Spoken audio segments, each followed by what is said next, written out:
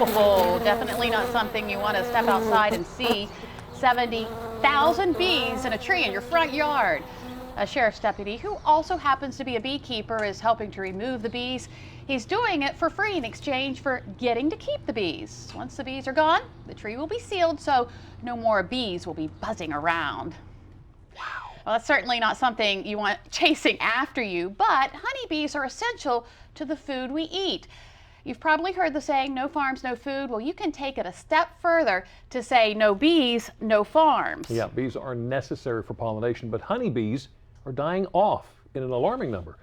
And this has a lot of farmers worried. For years, honeybees have been dying off at an alarming rate. The phenomenon, known as colony collapse disorder, has apple growers concerned because they depend on the honeybees to pollinate their trees. Without the bees, there'd be no apples and we'd be out of business. Researchers say there isn't just one factor causing colony collapse disorder, but rather it's caused by a combination of factors, including pesticides, parasites, and loss of the bees' natural habitat. That's potentially 6 apples right there. So, to help save honeybee colonies, apple growers like Pete Fleckenstein and beekeepers have teamed up and are now going out of their way to take steps to protect them. we move them only when they're in the hive and when it's nice, cool conditions. I think the beekeepers are keeping them closer to home and then making sure that they're protected against mites and parasites that can attack the hive. Congress is also considering banning pesticides that some scientists say are harming the bees. The efforts appear to be paying off. For the first time in years, the rate of honeybee die-offs has slowed by more than 30%. And for the first time now in a long time, there's hope that the honeybee is finally making a comeback. The U.S. Department of Agriculture reports bees' pollinating role adds $15 billion to the value of U.S. crops, including apples, almonds, watermelons, and beans.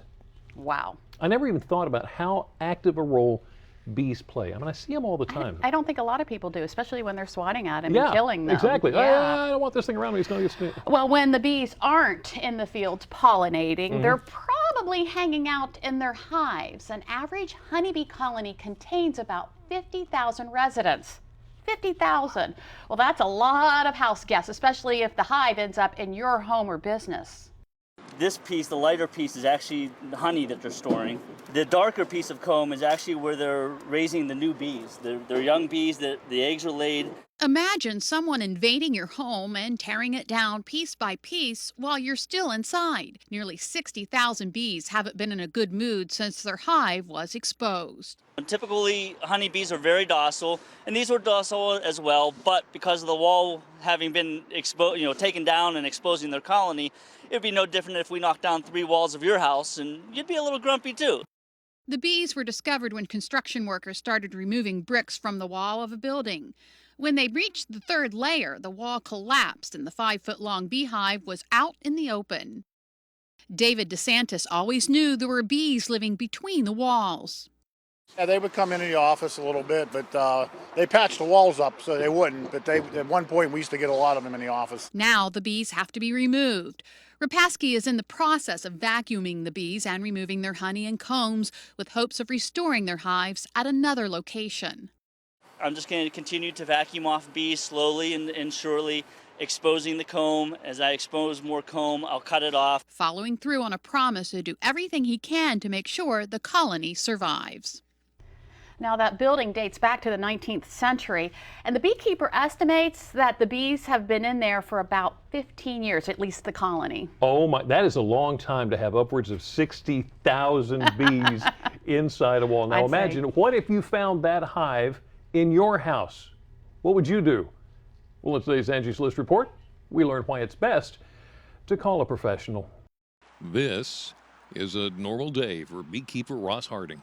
People always ask me if I get stung a lot, and I have this really smart answer. I say, not as many times as I've been asked. Harding puts on his suit, goes to work, removing honeybees from places they're not wanted. And with the recent and sudden die-off in honeybee colonies, many homeowners are now requesting live removal. Live removal is really a great thing because you're just basically relocating the hive. You're not killing any bees, you're removing the entire colony and their comb. And you're sealing up that hole so no bees will return. But then you can take that hive somewhere where they're actually wanted. Getting rid of bees is not a do-it-yourself project. In fact, last summer when I had bees attacking my kids' swing set, I called in the professional. And the reason is you might not realize how big of a problem it is until you're actually in the midst of fixing it. You might see a few bees, but there might be a lot more behind where you can't see. So hiring a professional can make sure it's done safely.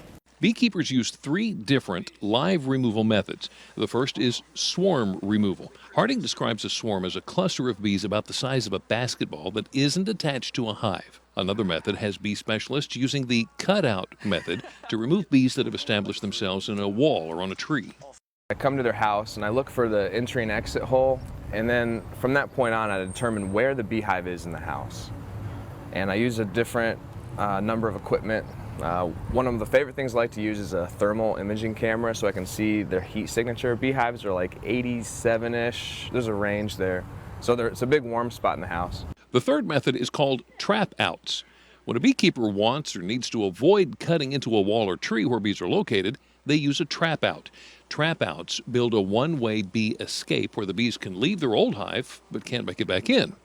Angie's List recommends using a few key questions before hiring a bee specialist. What do your services cover? Many experts only focus on bee removal, so if they cut into your ceilings or walls, you may have to hire a separate contractor to repair the damage. How many removals have they performed? And will they remove the honeycomb?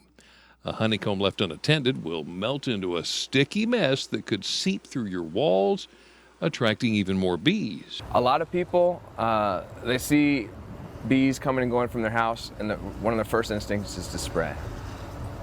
And if you were to even just spray an entire can of bee killer in that hole, yeah, you're gonna kill a bunch of bees, and you might notice them stop coming and going for a couple days.